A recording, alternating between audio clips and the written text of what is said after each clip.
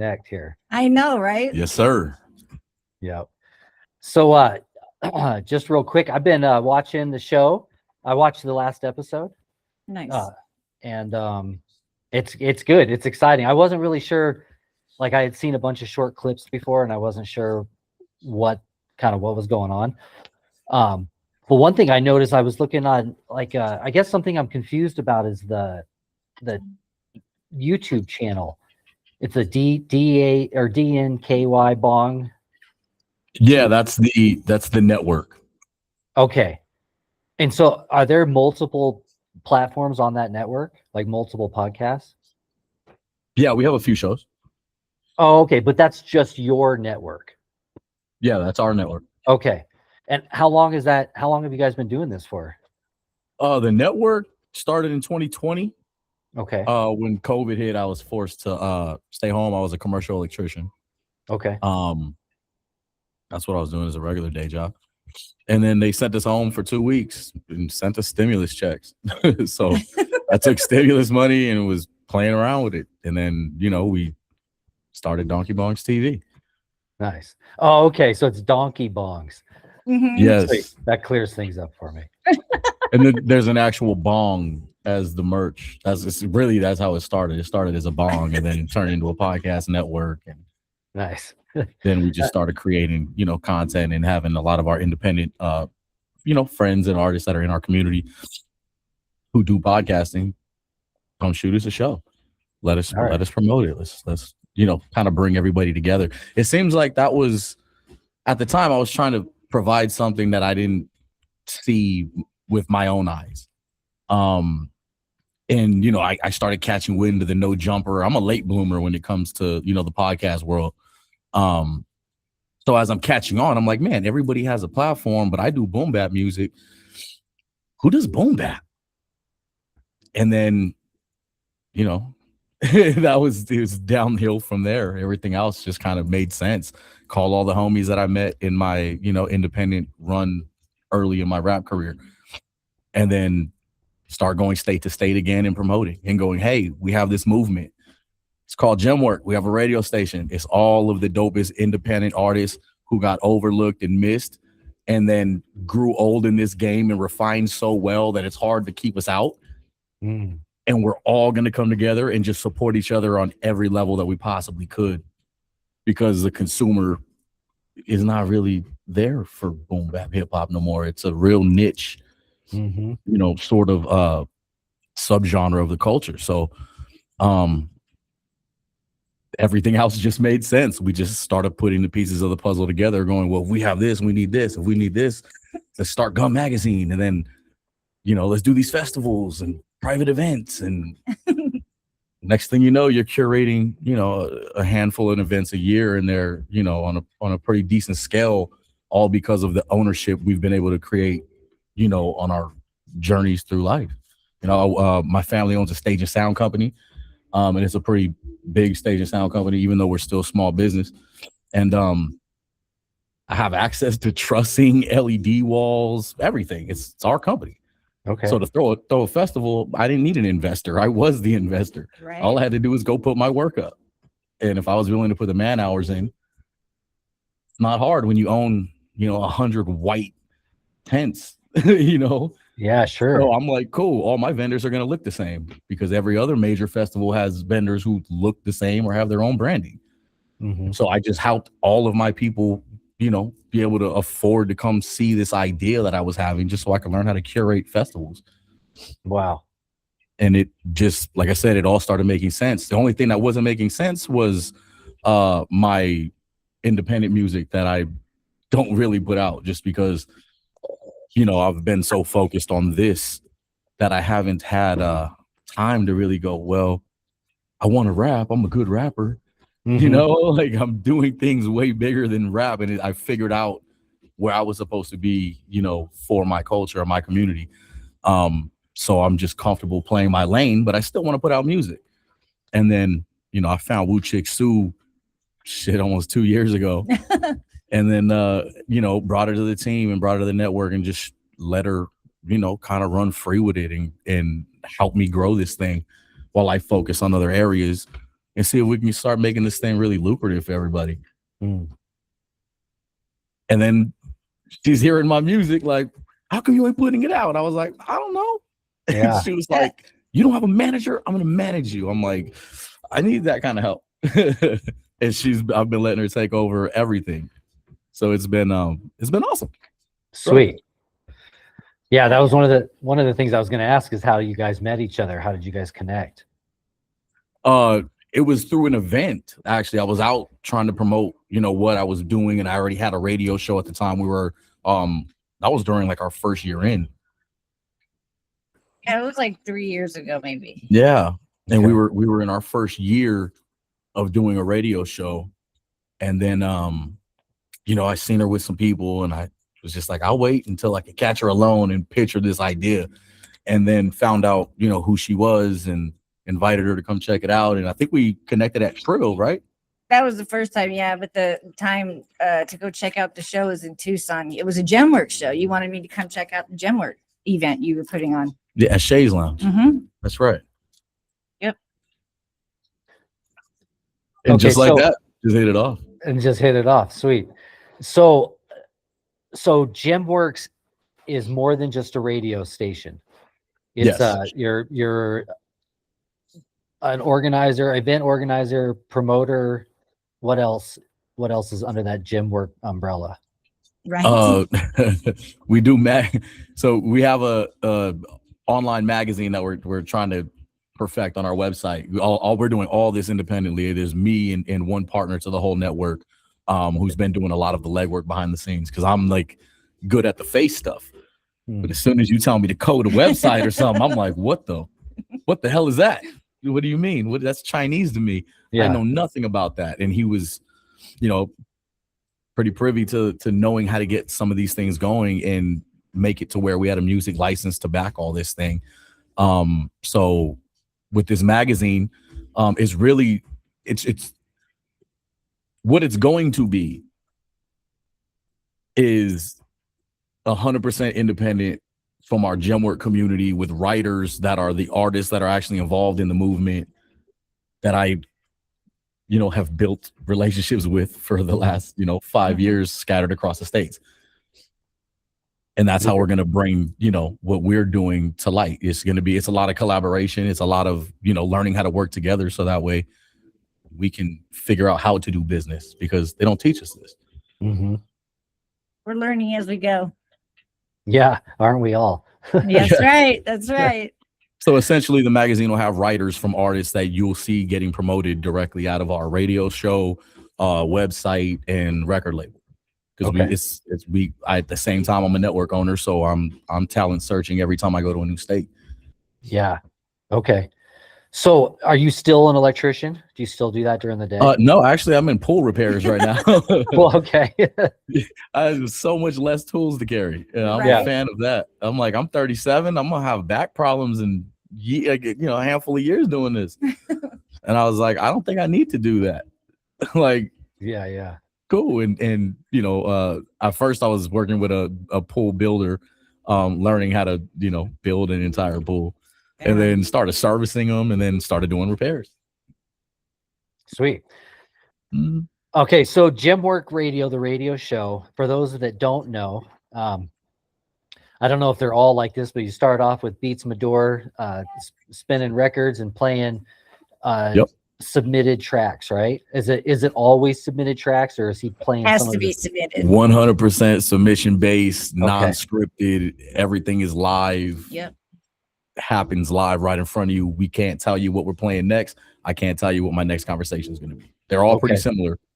And then I saw like something about no Bandcamp links. How do people send their music? Is it like a WAV file? Yeah, or Yeah. MP3, yeah. Okay. WAV or MP3, everything has to be, labeled correctly. We want the artist name, the track name, the features, the DJ, have that already set to the file. Because what we're doing is taking them right out of our email, Okay. which is gwrsubs@gmail.com. Sweet. Entirely free. And when we have extended time during the week, he's downloading records tonight for tomorrow. Mm-hmm. And Yeah, we only play a track once. So that is the that's it. catch. That is the So you catch. gotta It's one keep time you have to submitting keep or submitting. submit You a have whole to stay bunch. interactive. Okay. And how, so in a 3 hour, are your shows usually around 3 hours long? 6 to 9 Fine. every Yeah, Thursday. 6 every Unless Thursday. unless we have a week where, we're busy on a Thursday or in the middle of traveling, because we do travel pretty often. We bump it up to like a Wednesday show. Okay. But we make those announcements during that month so everybody will know what Gotcha. shows are Wednesdays and Thursdays. Sweet. So what's the traveling for? What do you That's how we soften markets. That's how we talent search. That's how Okay. I go, utilize, my connections and start curating showcases with a lot of my friends. Gotcha. Okay. So we're performing, we're doing everything. Right. Sweet. So you And guys are it's face to face. I'm a fan of the internet. I like how easy it is, but I have a lot of friends who've been doing this thing for a long time and got 47,000 followers, but they're not selling 20 tickets. Yeah. I know. So for me, I've never really I didn't start this or do this for any monetization. Like, as it's become more business, obviously we want it to become lucrative. We're not stupid. But I'm not really interested in what's trending or what's poppy or what anybody else is looking for. So if you're looking for numbers, like, I can't give you numbers. I'm not looking for numbers as a network. What I'm looking for is the talent that, should be able to have access to some resources. Luckily, my network just happens to own a lot of the resources. My stage and sound company provides the sponsorship for my network, and we created all of this. Yeah. It's impressive. So we get to offer that to our community. So when my friends come into town, I got a backyard that I turn into a venue. Okay. And we rock out. It's dope. It's real simple. real Everybody dope. gets an opportunity. We get to soften up the market here and introduce new talent in California. We're starting to do private events in Arizona. I believe we're going to do our first one this year. And it's as organic as it possibly could be. Pretty much.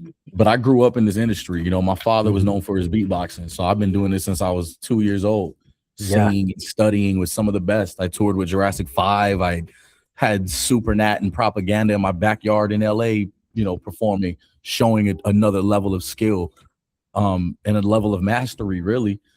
And that's kind of the idea of what we do. We didn't do this to be popular. We did this so that way we had a support system, so that way there makes sense for us to keep doing what we're doing.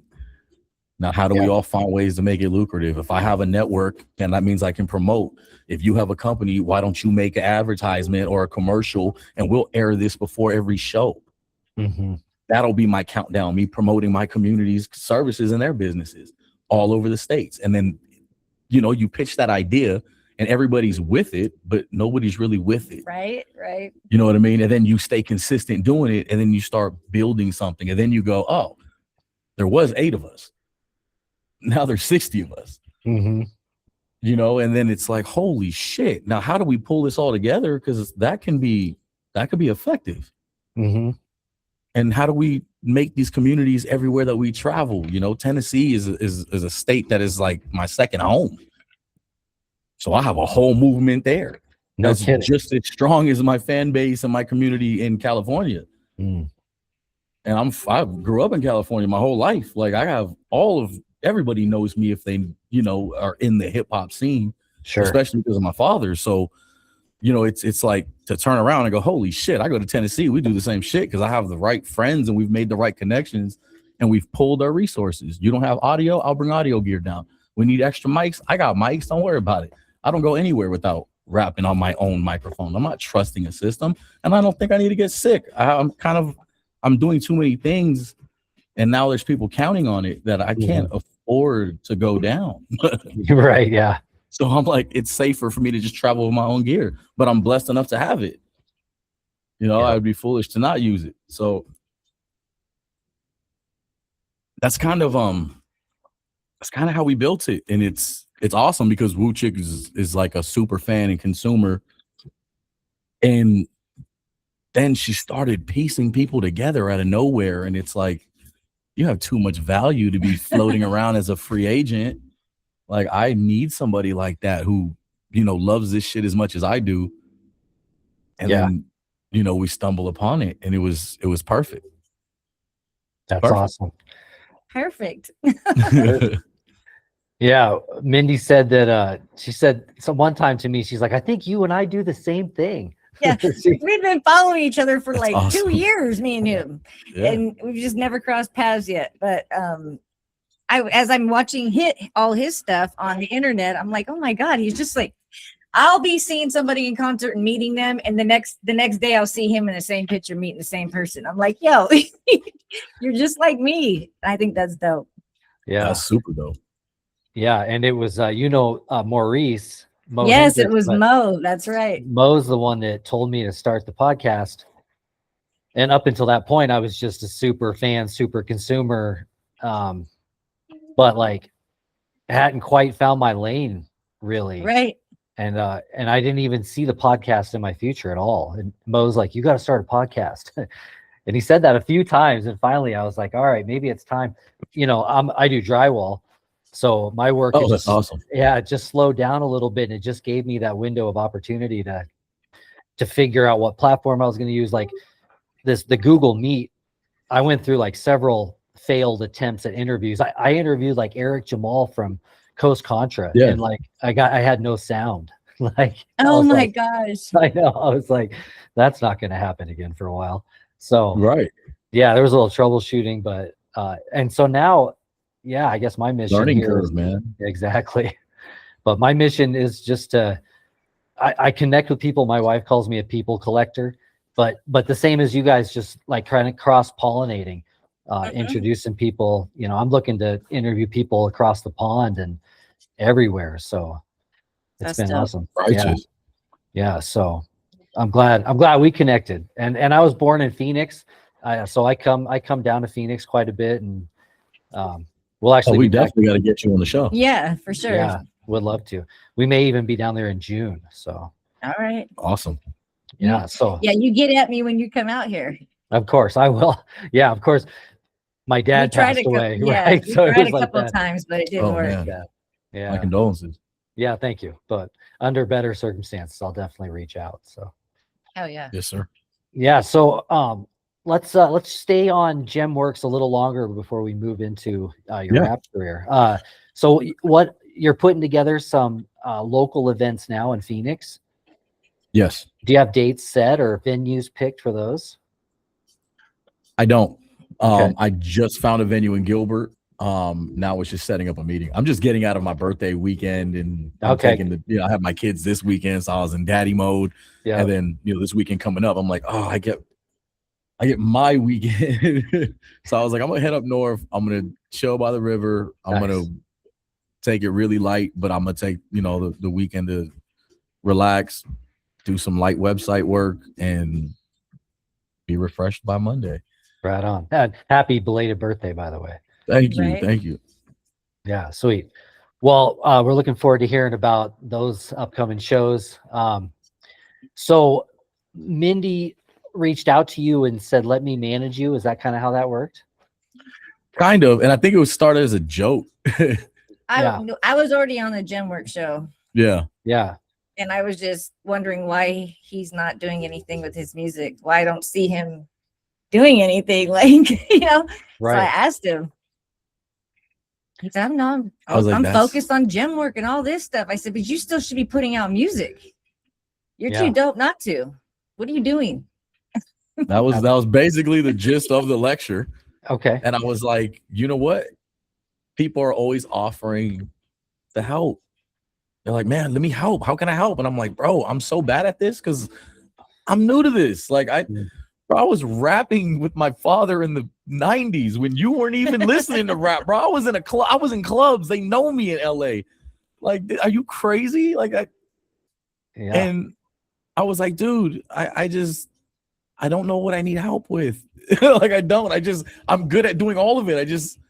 You got to get your music out. That's for damn sure. I don't know how to delegate it. You know what I mean? Or else I have to teach you. Sure. And then I have a certain like image that I feel like I'm trying to keep up as well, just because of my history. And I'm like, no, it has to be more refined. I got to get better at designing this, but I wasn't in this to be a designer. I don't want to be good at making flyers on websites. I give a damn about that.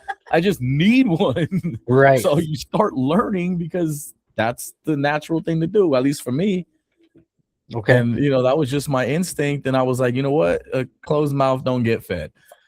Listen, I know what I need help with. I need a manager to manage my music. Yeah. And, you know, the rest is history. Is really that. It now just, a song a month. Yeah. That's what it's turned into. A song a month. Okay. Sweet. And various EPs. There's going to be 3 for sure and a possible 4th EP all in a year. I don't put out a lot of music. I'm not one of those artists who's, you know, constantly putting out a record. I don't put one out on my birthday or one annual or every quarter. I write an album. I get it off my chest. I wait. It's really old school as fuck. Like I realize how old I am in music every time I say it out loud. But you know, that's really what it is. And it's like I wait and I'm like, I'll drop an EP. You know, it's been a year, 2 years, drop an EP, do an album, drop an EP. You know, just the real, just stay alive barely. And you know, this year I was like, you know what, fine, I'm gonna give you something to manage because I don't manage. I mean, I know what you're supposed to do a little bit, but the rest you got to figure out. Like, you got to tell me what you need from me. So it's like we're both figuring it out. Yeah, you know, and it's been cool, and it's just been, like I said, it's been real organic and trial and error. And music's been coming out, so you know, planning these drops and making it a series and trying to tell a story. You know, still make it something. Yeah, sure. And it's been fun. You know, it's been real fun. This is gonna be my biggest musical year ever. That's awesome. So a lot of people don't really know what a manager does. And I think that, like, who does really? Right. And so there's, I guess I've talked to different rappers all across the board, and they all have a different definition of what what your job is. So that really is between the manager and the artist. Right. Okay. That's right. So I watched an interview maybe with Chance the rapper, and his manager was his best friend. And the way that happened is Chance's dad asked him, he said, listen, I want you to be Chance's manager. And he's like, what are you talking about? I don't even know how to do that. And he goes, it doesn't matter. You're his best friend, and you're going to have his best interests at heart. That's right. That's and he trusts, you guys trust each other. So, so what are you taking on? What are you doing for Tech? Right now, I'm just helping him make sure he gets his music out. I check on him. Yeah. Okay. Are you writing? Are you recording? Okay. All right. We have Music Wednesday, which is today, Gemworks Music Wednesday, where we meet up here at the studio. And that's one day a week where him and Beatsmith, you know, they do what they got to do music wise. Okay. Something's got to be recorded or righted or, you know, or written. I mean, yeah. Okay. Sweet. So yeah, that's got to be tough. She's been doing some booking. She's been, you know, lining up interviews. She's reaching out to DJs, making sure that we're getting spun and making sure we can get the email list going. You know, she's doing more than just making sure the music is there. Right.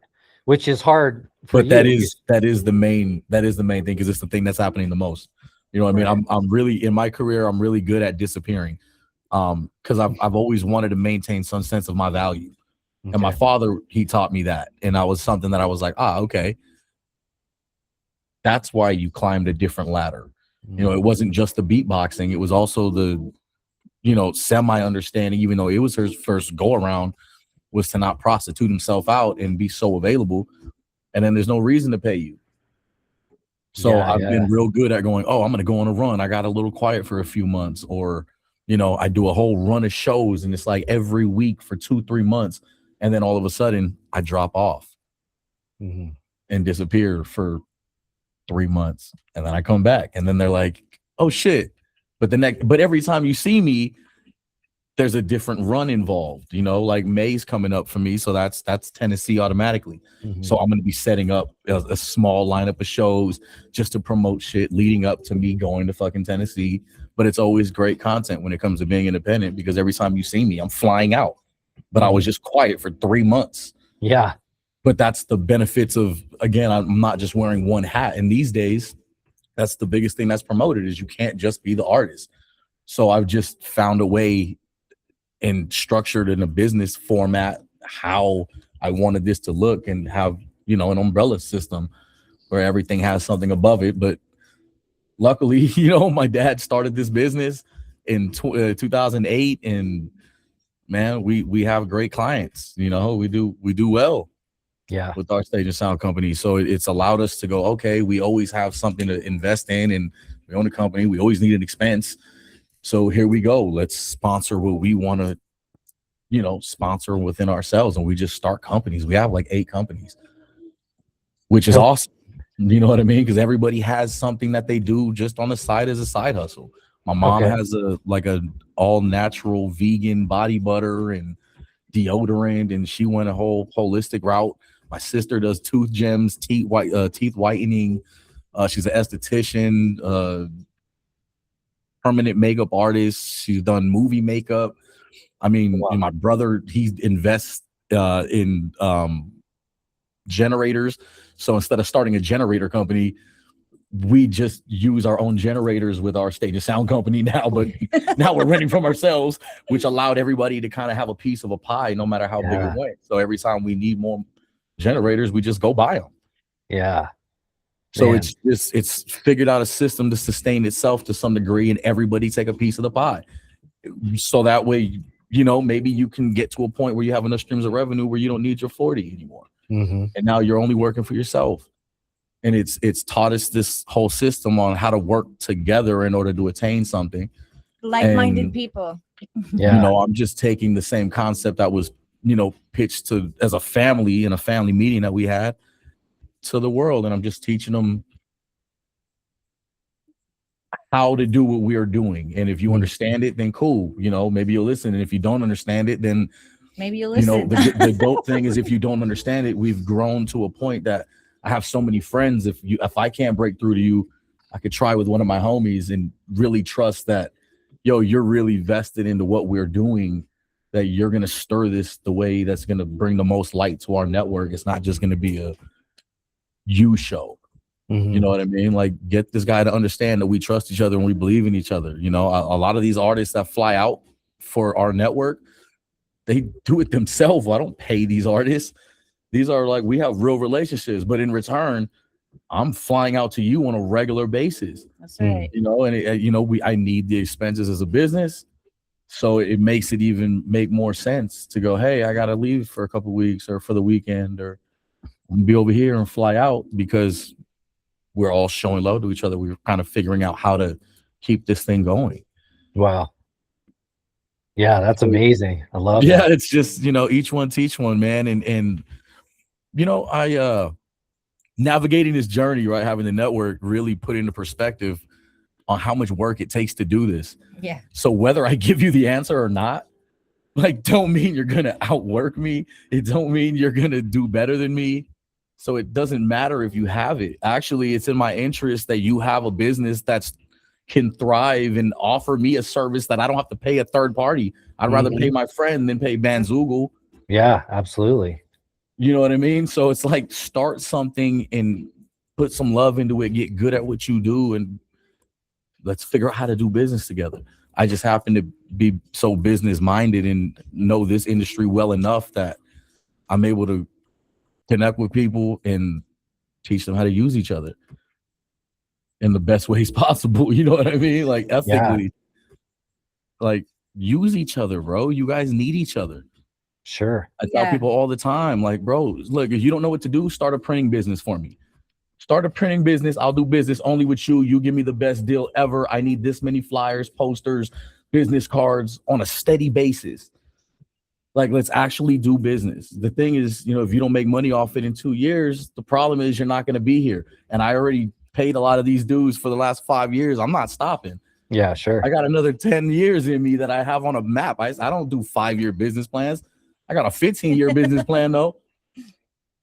You know, so I'm thinking long term. I don't plan on just being here for a little while. You know what I mean? I realize what I'm offering is niche, I also realized the benefits of the information and the knowledge. And if I invested in the right people, I don't need to be rich. You're going to make me rich by you being successful, bro. I'll be doing the TED Talk for fucking huge amounts of money if all you say is, this is the guy who gave me the game plan. I don't give a fuck. I don't need no money. I don't want none of your shit. Just credit me. I know what I'm doing, bro. Yeah. Just give me the credit. That's all I'm looking for. Sure. And I give it to you, but I do business in exchange. If you don't have funds, resource for resource. What do you have? Yeah. Right. What do you have that I need? Cool. Give me your DJ list. I'm a network. What do I look like not taking a DJ list? If I don't have your 500 DJs, because I don't know them, that's a stupid reason to not have it for me. Give me right. that. There's no way. I'll do whatever you need. Just give me your DJ list. I know what to do with that. Right. That's how I go around the country and teach people, and that's how we all started thinking to start making this movement actually, kind of like solidify itself. Sure. So in Phoenix, so how long have you lived in Phoenix for? 8 years. Okay. About 8 years. So when you moved here originally, were you doing anything with music? No, I was a new father. Okay. I was working as an electrician. Actually, because I wasn't working. I was only working with our company, with our stage rentals at the time. Mm-hmm. Yeah. Did that business in 2014? Okay. Did that business come from California, or was that started in Phoenix? The stage and sound business? Yes, started in California. Okay. And did it expand to Phoenix? Yes. Okay. Yeah, I'm doing rentals actively. Actually, I have one May 2nd. Okay. Nice. So what does the artist pool look like in Phoenix? Like when you got there, was there a bunch of shows going on? Was there boom bap? Did you find an underground scene at first, or? It was slow. I didn't even come here for the music. I knew nothing about it. I wasn't even making music myself at the time. I had slowed down a lot. I was only focused on, I had my son in 2014. I moved out to Phoenix in 2018. So my son is about 4 years old, and I'm figuring out, what am I going to do? So I'm hustling a bunch of stuff, and, probably 2016, almost 2017, I get this opportunity to do some electrical work, about 2016, to do some electrical work. And I was like, yo, like, I've been here a couple years now. You guys are paying me bullshit. And I'm doing service work, like green. I don't know anything. Mm-hmm. And they're just like, here, just, this wire, don't pay attention to the colors on this one. Just follow this.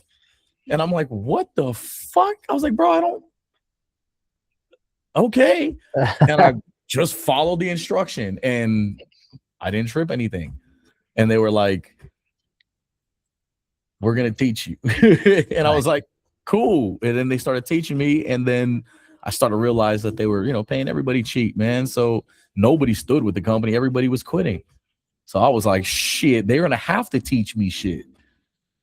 Right. And then in 6 months to 8 months, it was like, yo, I'm going to need you to run this team of 3 for this office that's expanding. And, you're going to have to deal with the inspection. And I'm like, I'm not understanding what this means. I'm just like, whatever. And then I'm like, I'm getting hip to the shit a year in, like, oh, y'all are playing me. But I learned how to read prints good as fuck. I learned how to bend pipe. Like, I learned how to do everything I needed to do and read every print from excavation all the way to HVAC. So that way I understood everything. I had to do these walkthroughs. So I learned everything. And then, I stood there for about another year, and I was like, yo, I'm going to Arizona. Fuck your $15 an hour, bro. I'm a grown ass man. Like, but I definitely have enough knowledge that I'm sure I could go to Arizona and do some shit. Nice. And bro, I took off. I didn't even think about it. I packed the Honda Accord. I came out here, and like in 2 weeks had an apartment and started going from there. And it was just focus on that and providing. And then I'm, my wife at the time and my child, they came out to Arizona. I was probably out for like 3-4 months prepping everything. And grinding, bro. I was sleeping on a fucking air mattress. Nice. I literally came with nothing. And, you know, and then like eventually, you know, as I was, you know, about 2 years in, about a year in, I was like, all right, I'm in this apartment. Everything is good. I'm writing records. I'm recording shit, but I'm not putting nothing out. I just have a collection of shit. And then 2020 happens. We're in this new spot. It's not working out with the girl. You know what I mean? So it's slowly declining. Yeah. And I'm like, I've been with this woman almost 20 years. You know what I mean? I'm 37 on the 10th. I just turned 37. I've been with her. I was with her for 18 years, almost half my life. And I was like, she's the only one I know. She's the only one I've dealt with. It's going downhill. I've tried to stop this shit, but you know what? You know what I'm not going to do? I'm not going to stop what I just started. So however this shit goes, it's going to go. But I'm not stopping because I've stopped a lot of shit to try to save shit. And I end up back here every time. And at some point, something has to change, right? And I just said, fuck it, bro. I said, fuck it. And I took a leap of faith. And then this bloomed. That's how it happened. Sweet. Out of the ashes. Yeah, man. It was crazy. Right. The last 2 years have been awesome because I've learned a whole lot. And, you know, 2024, I threw 4 festivals. I threw quarterly festivals. There were 2-day festivals. There were 18 hours worth of curation. It was underground hip hop and underground wrestling all meshed These into shows this are dope, festival. too. Sweet. Where did you hold these? Mics. Where were these? These were in El Monte, California. Okay. Yeah, at a studio called Flourish and Prosper. Okay. So living in Phoenix and curating shows in California, how does that work? That's fucking willpower. Right? Because I know a bunch of people and you have a bunch of connections, but man, that was I figured that would be on a sense of business. I'm looking at what I built. I have a small network. How can I be very impactful? And for me, I'm like, yo, who can afford to go to California and Phoenix? If y'all really got as I've gotten into it and I was already putting time, I'm finding rappers I like, and I'm like, yo, I'll do the work. Like, let me record a video of you. Let me do a one shot. Yo, I have an interview. Let's do a one-on-one. And I'm doing all these things, and I don't know what the fuck I'm doing. I've done shows with the shit muted. Like, this shit looks good now because I've been doing it 5 fucking years. Took forever, man. Like, this shit's still tough sometimes. But you know, it just, as I started doing that, artists were like, I don't have money. I'm like, I'll trade it for merch. I want 3 shirts and 2 hats. I don't need your money. Like, just give me clothes, man. Like, come on, bro, let's work. Like, I'm thinking I'm teaching them something, and people are just missing. Like, they don't care about this shit. Like, and then it's tough. Like, I know what it is to be independent, man. After 6 weeks, starts to get tough because things happen in life. You ever put 4 new tires on a car? Shit happens in life. It costs money, man. Like, what comes first? Going to fucking Memphis and getting these tickets, or fixing my truck? Because this is making me my money. Well, I guess I lost an opportunity today because I gotta fix my truck. Yeah. And it's just how it works. But you start to see the people who could push through it. You start to see the people who put away for it. You start seeing the people who are serious about their craft, and then you start knowing who to invest in, and you start learning the trends and the things that everybody has in common when they have something going for them. You know what I mean? They have a sense of a work ethic. Yes. Consistency. You know what I mean? They're not they're not gonna come to you and waste your fucking time. Like, you're gonna know the difference between somebody who's here and they got shit to do, or somebody who came to have a fucking beer and hang out and play pool. Right. I don't have that kind of time, bro. So I need to know if you want advertisement or not. You know what I mean? I got about an hour. Yeah. You know what I mean? Yeah, like, I'm busy. Yeah. I gotta go. I got phone calls to make and shit. So, you know, it's you just start to pick it up, and then you start to get good at it. The longer you do it, you know, 40 hours a week for 5 years, become a master at what you do. I'm in about my 5-year mark as a network. I'm learning what it takes. I'm learning how big of a bite I took. You know, I'm learning how I digest this ain't the best way, man. You know, like, I got to do better, you know, and I'm learning these things. And it's, you know, you learn new things in 5 years. You learn new things in 8 years and 10 years. So it's, you know, it's just trying to retain as much as I can and build a team of people because I can't expect this to grow only with my hands. You know, everybody's gonna have to play a part. Yeah, sure. You know, and I hope to find the ones that are genuine and understand the concept. You know what I mean? Because I can't give you what you couldn't earn for yourself. You know, it has to be realistic, man. Yeah, we have to be able to do business. Now, he might cost $350. Yo ass might only cost $100. Don't count his pocket. You're getting paid with you're That's upgrading. right. I'm not giving you what you were making before. Like this is the best I can do to make all this work. But if you're worried about what he did and he was a more expensive buy for what I get out of him, like you're in here for the wrong fucking reason, and I don't have time to teach you this. Like, Yeah, yo, sure. you know what you were able to build for yourself. And if I can do this for you, I'll guarantee you this. If I can do this for you and give you a 6-figure salary, if it blossoms into some crazy shit like this, there's no way we're not going to turn around and go, let's invest this money in a fucking business. So that way, this is what I need. I don't want to pay them. I would rather pay you. I need more merch. I need somebody to print shit. Every promoter needs it. Every concert needs it. There will be a plan, you know, fucking. Are you good at producing cartoons? I want a Gemworks cartoon. Let's talk. Right. You know what I mean? Like, let's do something. And if you're good at it, I'm going to learn how to use your skill because I've been here a little while and I started realizing as a network what I'm going to need to produce. I want to go to Sundance. I don't just want to go to Sundance and look for talent. I want to be a part of the talent while I'm looking for it. Mm-hmm. You know, I'm an Aries, man. If I like it or you have an interest, I want to actually do it. I didn't do it to be good. I did it because I just wanted to say I tried it and did it. Yeah. You know, and that's the idea. You know, that's the idea. Like, if I can do that, we're gonna make a business. It's gonna do better than this. I promise. Right. We can double and triple this. Like, I can tell you exactly what to do. That's awesome. You got to be here, you know, because you want to be here and you've seen what I built. And bro, it took time to build this. I've been trying to do this for a long time and figure out what my niche was and not just be a rapper. Yeah. Because just being a rapper was not doing anything. It was not enough. Yeah. It wasn't enough not to feed my creativity level and not to be lucrative enough that I could stop doing, you know, what I had to do in order to maintain a music career. And, you know, I definitely didn't break even. I think I've invested more into it than I've got out of it.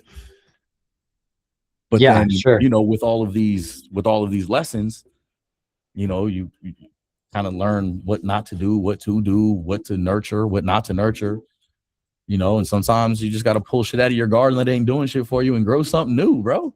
Right. Like, and that's okay. You know, life is about evolution. So, yeah, that's awesome. So it's like, any community, you have to have, you know, a full spectrum of creatives, and you got to have your builders and your painters and your drywall guy. You got to have everybody. Right. You have the people that can cook, people that know medicine. So you're basically building a creative art community Right.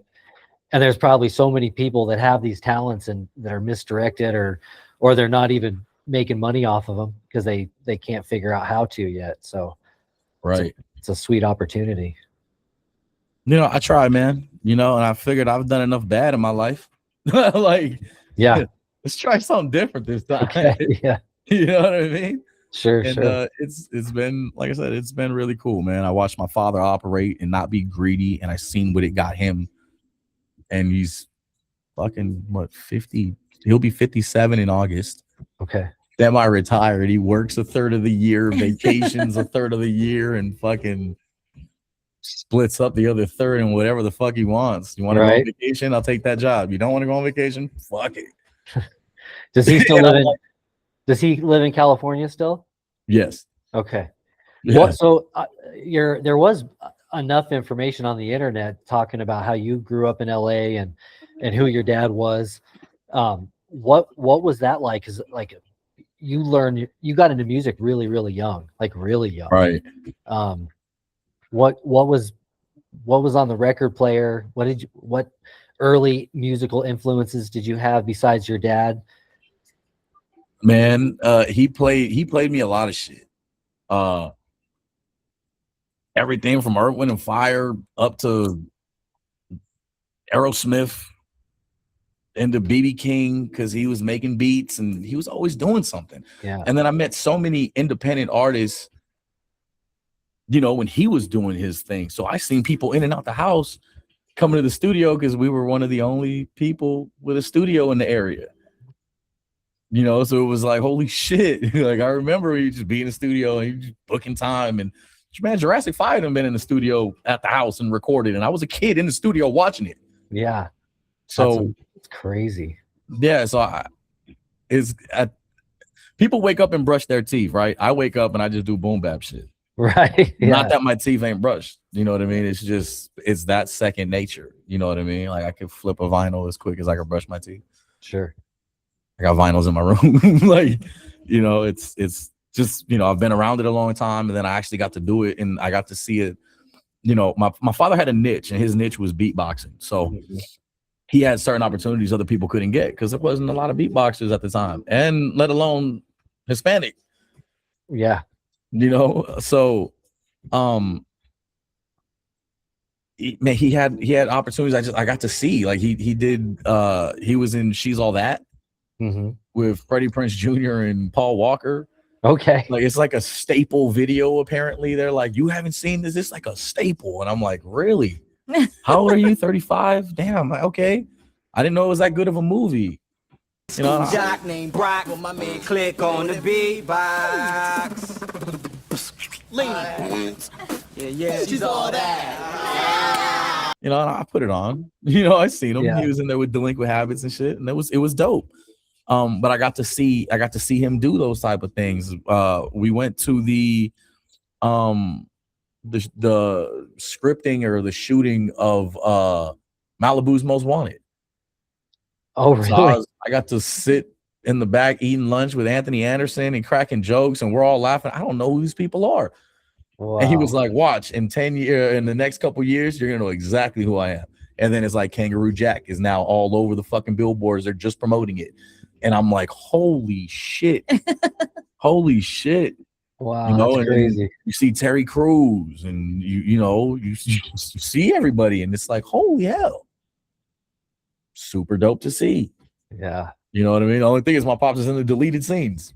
So if you don't have a DVD, you're not gonna see it. Okay. You know? But you know, that's cool. He beatboxed in 8 Mile. That was cool. My brother met Eminem. Oh, wow. Which was, you know, really cool. It was like the biggest movie in, you know, hip hop.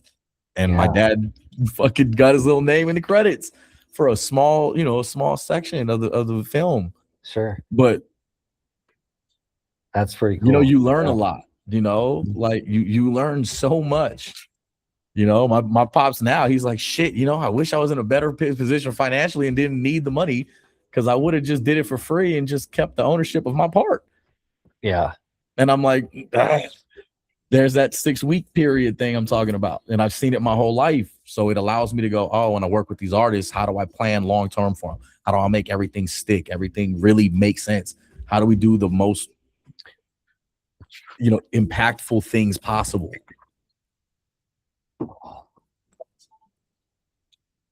Sorry, I had to turn the light on. You're all right. Yeah, but you know, I try to give these artists the most impactful opportunities possible that I see that I'm going, this will make you different. This will make your content stand out. You know, give me a shot to try my stuff. Let me use you, practice with me, you know, get on the court with me. You know, I work with the working, you know, like who's working? Come on, man. Like anybody, I just need something to work. And, you know, I just started pulling it in and I started learning how to go, oh, you know, you do for others like you do for yourself for real. And, you know, like you can really be impactful. Right. What age demographic would you say you're helping the most for musicians? Probably mine. Okay. You know, but I'm between 35 and 45. Okay. So let me ask you this, just off topic. So I'm a drywall guy, right? And I find that when I'm hiring people and they're my age, there's something wrong with them. Like they couldn't hold a job, whatever. Right. They got a drinking problem, whatever it is. So same thing with like musicians that are in their your age, 30 to 40, and they haven't figured it out yet. It doesn't necessarily mean they don't have a good work ethic, but what do you find is the direction they need the most when they meet you? You know, I I've attracted a lot. I think I'm a pretty decent artist. I think, lyrically, I think I've proven myself in ciphers and in a lot of showcases. And, I got some music out. I got a lot of music that's going to be dropping this year. So, you'll see a little bit of a range between what my sound can be, what my style can be. I'm letting everybody get an idea of who this version of me is, a little bit more mature. But it's attracted artists that are so refined that I haven't had a problem with somebody not being about their shit. I got artists that are pressing up vinyls right now. I got an artist that was just in Thailand for his mental health. He was there for 3 months getting ready and coming back, giving me he's one of my OGs, giving me lessons like, yo, I hope you're ready, bro. Let's get on this merch. He's got a whole game plan that he's ready to have a business meeting with me with. But these are the artists that I met, within the last 5 years, and I'm the closest with, about to do business ventures with. And a lot of the cats that I knew and I grew up with, they couldn't stick it out, but they always told you couldn't be a prophet in your own home. It's not like we didn't know this. We knew this. So, I just happen to be able to go, well, the people that are out there that represent this movement are just as strong as me, bro. They do this well. That's why I admire them. I attracted this dude, and I'm not as simple. Like, I can't put things in simple form like he can. But he does it in a way better way than I could. I'm such a fan of it that I'm like, yo, I don't need to do what you do. I just need you to be a part of my shit so I could be a fan and admire what you do, because that's not what I do. Okay. And it's just brought me so many refined artists scattered everywhere that I don't have an issue with work ethic. I don't have an issue with any of the artists that are affiliated with the staying busy. Like, none of that. If anything, I'm not giving them enough opportunities that I could take all of their availability. That's probably more of my problem. I can't curate enough shows to keep my entire community busy all over the states and go, hey, I'm going to set up a Gemwork event here, all at the same time. I can't do that physically. That is tough. Yeah, we've already tried it. The best we can get is everybody do an event on the same day in the name of Gemwork. And that's not hard. You know what I mean? But there's a part of this curation that I have to be involved with in order for you to get the whole picture of what I've built. You know what I mean? Like, so there's no way I can go create and curate an event and I, at bare minimum, didn't wrap a few verses in the cipher. I'm going to get a few things off in the cipher because I need to show this is the part of my sword while I'm doing all of this. Because it's still my boom bap community. You don't get to hold a torch and not be tested. That doesn't make sense. And you don't get to have an opinion that affects me if you're not outworking me and you're older than me and been here longer. You should have figured this out and gave me an opportunity. I should be going to your network, but nobody has any ownership. You're right. So you can't be mad at me when I'm doing more than what you were able to provide for our own community. So leave me alone. Have an opinion. Go ahead. Yeah. But it's not going to affect me because I'm actually out here doing this. There's a people that can go speak on my behalf right now. And that's that took time to build. I'm not really concerned with what anybody thinks. I'm concerned with what is anybody doing. Have an opinion, great, but are you doing anything for the community? Because I don't have to agree with your outlook for my network to go, that's a great content perspective. I want that. Let's figure out how to wrap a show around this. I don't stand on it entirely, but I love how your brain works. And you're also not stirring somebody so crazy. You're bringing a perspective that I bare minimum I can respect. I may not agree with entirely because that's not my way of living, but that doesn't mean you don't have a point. I can see a piece of that. My network will support you being authentic on your side of things. Gotcha. But what I won't do is not work with somebody just because. Like, no, I if I'm working with you, it's because I have an interest. Okay. If it's working on you, it's because if working with you, it's because I'm inspired. It's because, I'm interested. I want to be involved. I want to know, I want to talk to you too. Sure. And that's who we make time for. So do you approach artists more often or do they approach you more often to work together? I think it's equal. Okay. Yeah, I think it's equal. If someone wanted to work with you and be a part of your community, what's the best way to approach you? Open and honest. You know, the one thing that I can't stand is somebody who doesn't know. Like, that's the other thing for me. I actually do this. So if you walk up to me and go, man, hey, listen, I'm the best artist in the fucking world and ain't nobody listening to me. That's not really a good approach. You know what I mean? Like, bro, I swing a sharp sword too, bro. Like, Sure. I guess at this point now I'm more interested in how sharp you are more than I am interested in helping you grow. I want to see where you're at. Because if you're a butter knife, the last thing I'm going to do is give a fuck about the rest of anything that you say. Okay. You know what I mean? So I would rather not be approached that way. I'd rather be approached like, hey, are you that Donkey Bongs or that Gemwork dude? Yeah, that's me. Brother Maaz. Right. Hey, listen, I got some music I'm trying to put out. Yo, I'm trying to do a rollout. What should I do? Let's sit down. Let me hear your shit. I don't have to do you. My market that I entertain is boom bap. I don't care if you do boom bap. That's just the market I entertain. I need more everybody else to come in here and want to mingle with me so we can really open up our market even more. Yeah, absolutely. Yeah. You know, so I'm like, I want to grow, but I don't want to grow with people that I don't want to grow with either. Right. Like, I've been here long enough to understand it's going to be a painful journey. I'm going to get there with you or without you. So if you're looking for me and you ain't seen me, I'm at work every day. I live here. Like, all you got to do is pull up to the studio if you really want to see me. I'm not hard to find. You know, I play defense every day. I don't go outside. I only go outside to work and, you know, to do shows. And if there's an event, depending on the event, I want to support, you know, certain events that I have relationships with. But usually it's more from a network perspective than a music perspective. So those are the only times you catch me out. And again, that's work. Yep. Sweet. So music, what, how can people find you? I found you on Apple. Okay, dope. I got I think I'm everywhere. Full length. Yeah. Yeah, I think I'm on everything. I have 2 full-length albums. They're old. There's my debut album was The Return. And then I have another album called Daddy's Home. Yep. That was after my first tour to Europe with Akil from Jurassic 5. Okay. Actually, and I got inspired to write another album, and that was, you know, that was the Daddy's Home album. Okay. Also the time I was having a child. So I was on tour and I was like, I felt so weird leaving because I was like, 2.5 weeks, like, it's kind of detrimental in the early stages of pregnancy. You know what I mean? It goes from like, oh, a little bump to holy fuck. Like, when did you get that thing?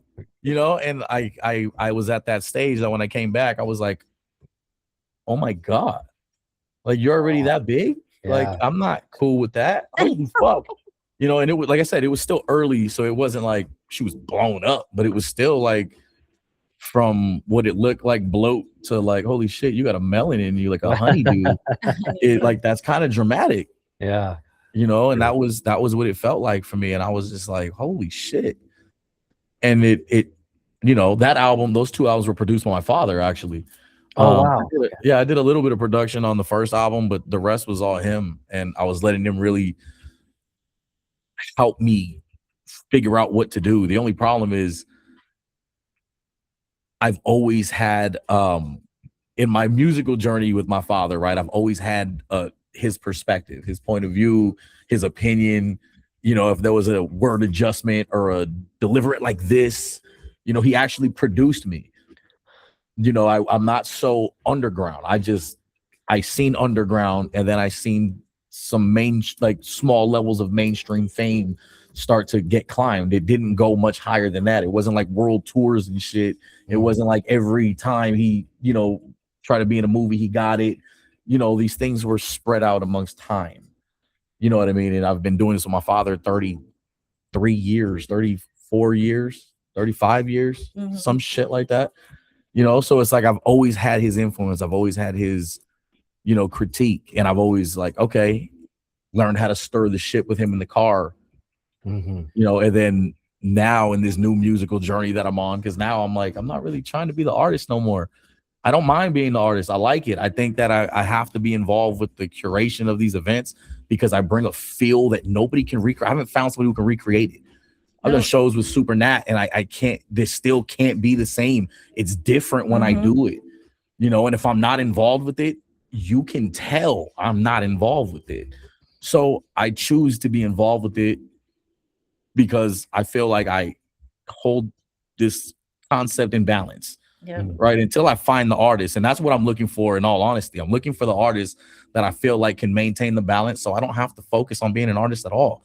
Like I like the fact that I can do the shit, right? I like being able to do the shit on paper and go like, I did that.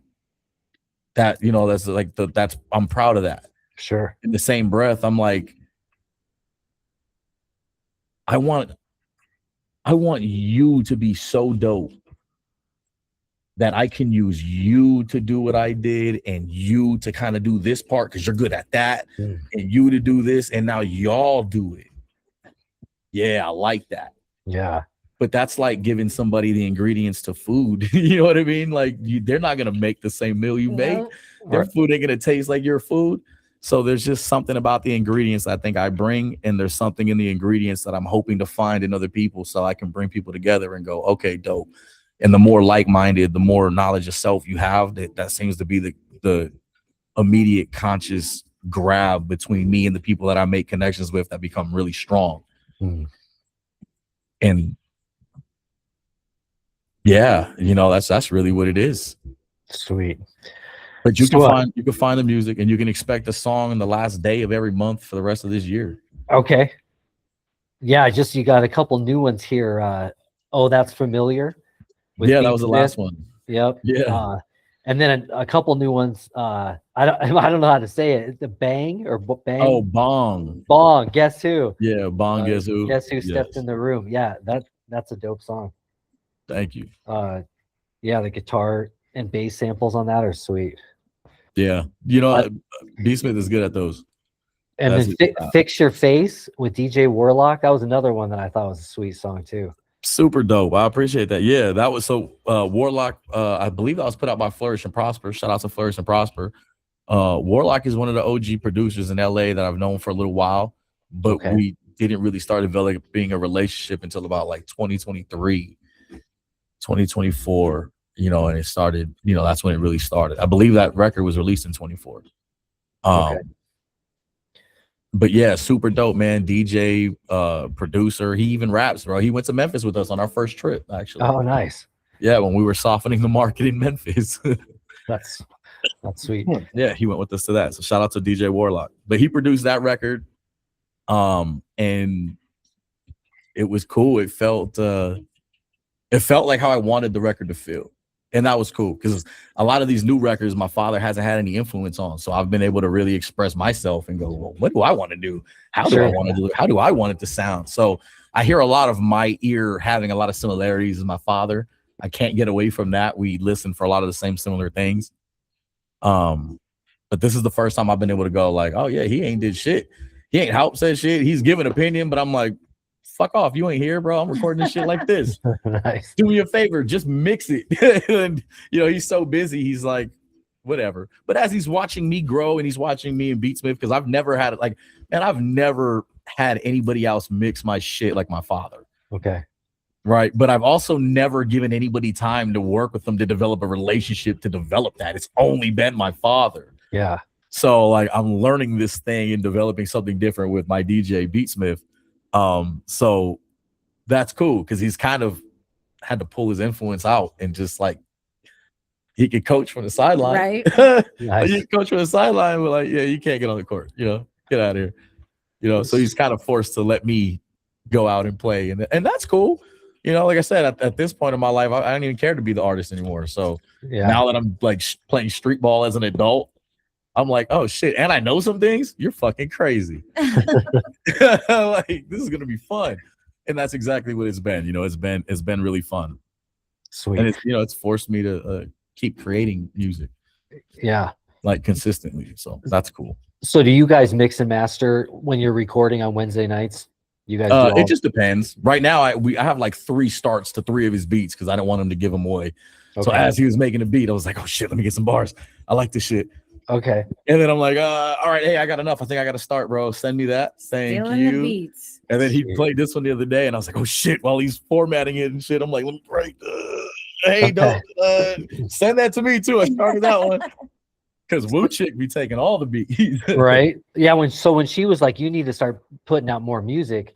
Did you have like do you have like pages and pages of lyrics written down already, or No, I don't write like that. You're just ready. Inspired. I do a lot of things in the moment. Okay. I don't have a lot of things pre-written, and the things that are pre-written, I use them in time. So like when I was doing these parties, I was writing freestyles all the time because I was going back and forth to Cali once a month to do these shits. That's 10 hours of driving back and forth. You know, at that time, now it's 12. And you know, I was writing in the car for fucking 5 hours straight, freestyling writing, memorizing. The next time I have a party, I'm doing new verses in the cipher, new verses in the cipher, new verses in the cipher. And that was, you know, where all those verses are already made songs out of those. That's what's coming out. You know, some of these new records are off of, you know, these verses I was testing. Is this verse impactful enough? Shit, if I impacted you live, imagine when it's on record and you have to hear this every time now. Right. Yeah. And if you've seen me live, the record's going to be more because you're going to know that verse, right? So it allowed me to like vet my music before anybody else playing this type of game. Okay. That's probably the veteran move that I've used, you know, to now. Every single that's coming out right now has already been tested live for the last like year. Yep. Okay. So when they come out, it's already familiar. If you've seen me before, if you've seen me live, then you're gonna put it on because it might take you back to that feel. I don't know when you're gonna put it on, but I'm confident that if I put this out, like you'll spin it at least once.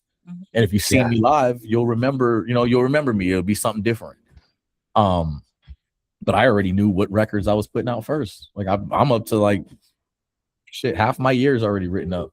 Okay. I'm working on the next 3, and that's like fucking July, August, September. Like I'm working on those releases right now. Nice. So all of those verses are probably getting written, and then they'll get tested in a cipher, and I'm gonna do these songs live before they come out, and I'm gonna see what the people think, and then I'll know if I like that record and want to put it out. Sweet. Or what I want to do with it, you know. Yeah. So. Right on. Well, before we say goodbye, I wanted to ask you a question that seems to be a problem in the Denver community, and I was curious on your thoughts. But you said something about like someone that has 42,000 followers can't sell 20 tickets. Our show, there's so many artists. There's like such a dense community of artists in Denver, but it also is kind of cutthroat, to each his own. There is community building, but I don't know. I guess my point is that like when there's a boom bap show, that we'll try to line up multiple artists, so it's not all just boom bap, but it's hard to get people out on a Friday or Saturday night even. And so boom bap heads are frustrated. What it seems like is that the artists and supporters are out of balance. Like there's not enough consumers to help support all of the artists. What are your thoughts on that? Or is there a workaround? I think it's happening all over the states, bro. I mean, it's not. The good thing is there's people who still even care about the shit. Like that's the great thing. Sure. You know what I mean? The fact that there could even be a boom bap draw with all the bullshit that seems to be selling now. You know what I mean? Like that's what you're playing in your shit. Like how old are you? Yeah. I would never. Yeah. That's cool. You know, I guess if that's if that's who you are, cool. This is just not for me. You know, I'm lactose intolerant. So, you know, I don't, it's not that I hate ice cream, you know, it just fucks me up. So I'm not, that's all, you know? But I think it's all over the states, man. The cool thing is I feel like it's making a comeback, right? Like in some sense of form, because you turn around and you see artists, you know, that are popular, you know, your J. Cole's, your Kendrick Lamar's, you know, even some of like the younger cats, the Cordays, and you know, I wish some of these artists weren't dying. Like, you know, Juice WRLD was dope. I think XXXTentacion was dope. You know, I think they had an appeal and a crossover. Like I understood why they, you know, I understood what they did artistically, right? I understood it wasn't for my community. But they were still holding down certain pieces of the culture lyrically. You know, they were still telling a story. They were still doing something, you know, or rapping well enough that there was a refinement. So, you know, after eating candy for so long, you start craving something nourishing. You know what I mean? It's after the cavity is when you want to eat a fucking carrot. Right. You know, so I think right now it's been so microwaved that people are like, bro, I'm ready for a home cooked meal, and now they can't find it. You know what I mean? And I think that's exactly what, you know, the boom bap is for our community. I feel like people are looking for the flavor, they just don't know where to go because everything is changed now. You know, I throw these backyard parties and like, oh, these community of people that I have don't know who the fuck Supernatural is. Yeah. Supernatural is not out in their community fucking with them. So they're going, holy fuck, that's a new artist. No, the fuck, it's not. Right. You know, that's a kill from Jurassic 5. That's, you don't know who that is, but I get it. You know what I mean? They're not young in the community like that no more. And it's, I think as a curator, it's, you know, our job that if we see somebody or had somebody who's given you and provided a support system and a help, that you look out and keep them alive in this new generation. I think that's just part of the obligation of having a platform like this. You know, it can't evolve without the fucking founders, but not all you founders can fucking come because some of y'all got too strong an opinion. We'll never get anywhere, bro. We'll fight the whole show. Yeah. You know, so it's like you have to, you know, figure that part out because I think that's our duty. But I think there's a craving for it at the moment. And I think it's just still in the middle of shifting. There's a lot of dope artists and, you know, a lot of us who are lyrical in a sense and do this boom bap or overly conscious music. We've been staying busy. It just hasn't been full venues. You know what I mean? 200 people didn't show, but we drew 50. Yeah, sure. Yeah. You know, in an off season where nobody's checking for this shit, like it's a small few people, the word gets out to the community. But you know, when you put that in perspective, it's like, how the fuck is everybody else floating? They're doing shows, bro. They're getting booked. Yep. So just because you don't know them, don't mean they're not doing well. They've been staying busy. There's a lot. Trust me, there was a lot of people who fell off before you got to that guy's refinement. Yeah. You know what I mean? But he's been actively out doing shows. You know, shout out to my brother Destruct. You know, he's one of those cats that is constantly on the fucking road, always staying busy, starting to live off of his music. And it's like, bro, I'm so proud of you for your ethic to not stop and your stubbornness to push through, because artists like that are the reason why the culture stays alive, man. Like, you know, you need those people. It's just part of the fucking, you know, the outline. It's just, that's how it is. It needs to be that way. And,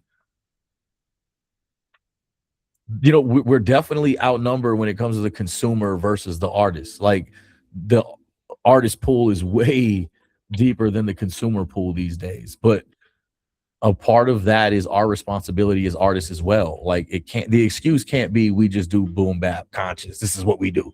That's it. I don't want to be popular. Well, then don't have an opinion, bro. Just do what the fuck you do.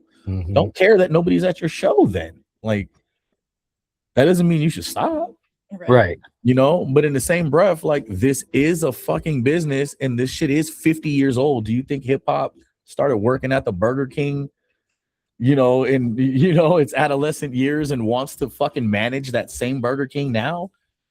Like, no, he probably would want to own a chain of fucking Burger Kings or never make a burger in his fucking life. Sure. You know, and I think that's where, I don't know. I think that's where it's at personally.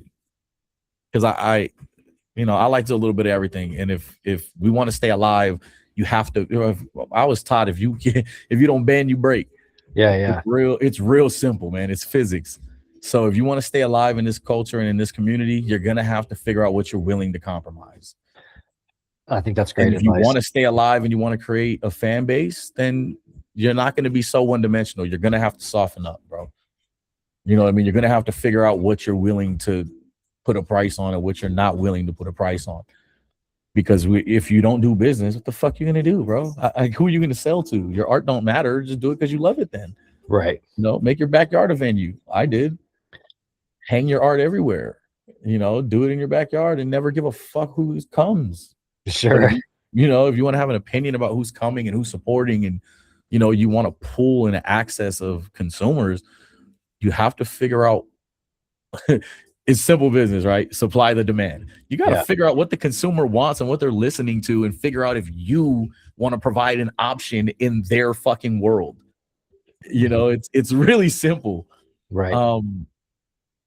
You know, I try to do a little bit of everything so I don't have to worry always entirely about what my draw is. Like, if you just like music on any level, like, most likely you'll see me, because I'll do a fucking reggae festival performance, or I'll do some shit with fucking Baby Bash, just because I have enough catalog that I can squeeze into certain little areas and showcase what I do, but it allows me to stay alive. Yeah. So, you know, I can draw a little bit everywhere I go. Like, it's not all totally random. Like, I know these faces, but that's because I went out there and nurtured and gave them something to either invest in or something to fall in love with. And you know, you got to figure out what you're willing to do and not. You know, I would rather not be in the middle. I'd rather you have an opinion as soon as you meet me. Love me, hate me, figure it out. Spend time, as much time as you want with me, but don't just be like, he's cool. Dude, fuck you, bro. Love me or hate me. I do too much for everybody, bro. I'm shit for you, and you've never done for me. Most of the time, it gets like that with some of my friends, and it's okay. I don't look for any of you, but don't get offended because I'm not missing anything with you not being here. You know, I'm with Wu Chick. I'm with Beatsmith 90% of the time. Yeah. Like, and my kids. Like, I guarantee you, I'm with one of them all the time. I live here. Me and Beatsmith are here every day. Sweet. Well, you guys, thank you so much for your time. Anything you want to finish off with? Anything you want to promote? Upcoming, the next song, next show? Next song is gonna be Un Poco. That's gonna be the last day of April. I think it's the 30th. Okay, right around the corner. Submit your music. Right. Submit your music. GWRSUBS@gmail.com. It's free. Watch the show. Yeah, tune in every Thursday. If you want to be on our show, then get at me. Right. The next private event is May 9th. It's Marley and Mayday with Beast Mode Entertainment. That's a network out here in Arizona that I'm taking to Cali with us. Sweet. In August on the 15th, we do an event with the Elements of Hip Hop. It's boom bap martial arts themed. So we got a bunch of artists who are going to come and showcase their style that they bring to the culture, but we're all going to be dressed up in ninja outfits and kung fu. So that's going to be cool. September 26th, we're doing a boom bap party, boom bap karaoke party. So every performer is going to have a karaoke record in their set. And instead of an open mic, we're going to be doing boom bap karaoke and taking shots and smoking and eating and all that good shit. So is that Cali? Or all those in Cali? All of those will be in Cali, yes. And then June 21st, is that Father's Day? Sunday? I don't know. Yes, I think June 21st is Sunday. We'll be at the Compton Airport for Gemworks Fest with some dope live interviews and some dope wrestling matches and some live entertainment. Sweet. Love that. Yes, sir. Right on. Check the Supa LAtin everywhere on Google. Brother Maaz on all social media. Shit. The best way to support is fucking stream the music, man. Come watch the show. Absolutely. Stream the music. I'll have merch soon for everybody to come in and grab, man. For now, look out for Gemworks. We're coming. We'll be everywhere before we're not. Right. Yeah, come to Denver. We're on the way. Let's do it. We are on the way. Beatsmith lived in Colorado, didn't he? Yes. Where did he live? Couldn't tell you. Beatsmith, where you at? In his room. Fucker. Probably taking a nap. I know. Well, yeah, I'll be watching. But he's from Wyoming. So hey, what part of Denver did you live in? I lived in Fort Collins. Fort Collins area. Oh, really? I a little north of Denver. Sweet. Yeah. He asked. He was like, "You're Beatsmith is from Denver, right? Or you used to live in Colorado?" I was like, "I think." Yeah, I lived in Sure you did. Fuego. Yeah, I grew up in Fort Collins. He grew up in Fort Collins, bro. Yeah. Nice. Beatsmith grew up in Wyoming, and then he was finding hoes, stumbled upon some nice cattle in Colorado. Nice. No, I'm just kidding. He's gonna punch me. Sweet. Well, congratulations with everything you've done out there. It sounds amazing. I'll be watching the show more often. I love getting turned on to new hip hop. So hell yeah, that's what the whole show is about, man. And again, it's non-scripted. We don't know what we're gonna play. I don't even know what I'm gonna say. Yeah, it's all live. It's all improv live. Sweet. You guys turned me on to Anti-Famous. I started listening to him this week. Hell yeah, he's dope. Yeah. Yeah, Nice, he's hella nice. dope, man. Shout out to Anti-Famous. That's so Sweet. dope. Right on, guys. Man, we got to get you on the show, man. If you ever find yourself out here, let us know. I'd love I'd to. love to have you live. How do you do the call-ins when you do call-ins? I can send you a link. You can call in. All right, sweet. Right Yeah. on. Yeah, Well, we'll dude. find it. We'll find a spot on the calendar. Sounds great. Hell yeah. Well, yeah, congratulations. Thank you guys so much for taking the time with me today, and appreciate you.